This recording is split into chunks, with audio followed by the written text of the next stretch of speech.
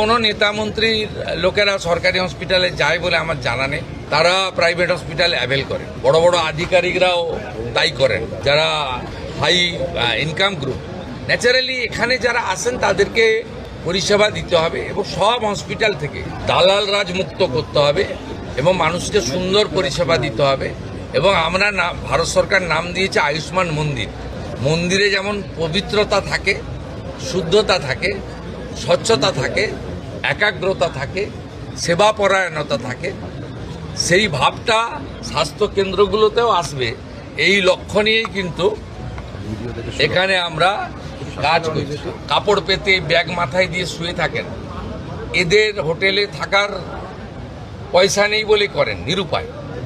তা আপনারা পিছনে একটা জায়গা করে দিন, আমরা দরকার হলে ইউনিটে 25 লাখ টাকা করে দিয়ে দেবো।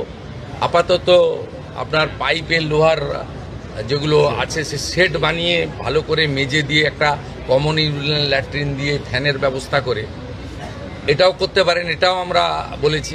এই কন্ট্রোল রুমটাকে লাইভ মনিটর এই জন্য করা হয়েছে যাতে কোনো দালাল, যাকে আজকে সকালে ওখানে দেখা গেছে, কাল সকালে দেখতে না পাওয়া যায়।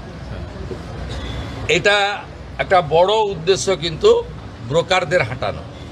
রুগী কখনো 2 দিন পর পর যাবে না ব্লাড টেস্ট করতে, রুগী কখনো আলট্রাসোনোগ্রাফি করতে পর পর 2 দিন যাবে না।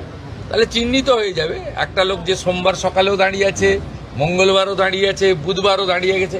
আপনাদের আমি চলে যাওয়ার পরে এটা দেখুন ফুল পেজেড হয়নি, কিন্তু ইনিশিয়ালি এটা স্টার্ট হয়েছে, মানে মর্নিং শোজ দ্য ডে। আমি বলবো যে সুপ্রভাত, ভালো হবে।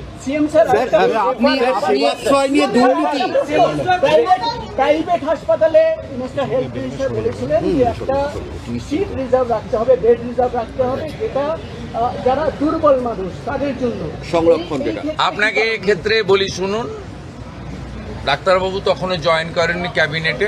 আমি একটা মিটিং করেছিলাম SSKM-এ, সেখানে প্রধান সচিব সহ সকলকে আমি বলেছিলাম যে আমার জানা আছে, আমি দীর্ঘদিন ধরে এখানকার ল মেকার, পাবলিক রিপ্রেজেন্টেটিভ, আমার জানা আছে যারা বিগত সরকারের কাছ থেকে, মানে বিগত 15 বছর সরকার কোনো হসপিটাল প্রাইভেট করেনি, তার আগে যারা সরকার করেছেন বিধানচন্দ্র রায়ের সময় থেকে জ্যোতিবাবুর সময় পর্যন্ত, যে জায়গা সরকার দিয়েছে, কেনা জায়গায় কিন্তু এগ্রিমেন্ট নেই, যে জায়গা সরকার দিয়েছে 1 টাকাতে, সেই টাকাতে পরিষ্কার লেখা ছিল যে 15% বেড তারা ফ্রিতে গরিব মানুষকে দেবে।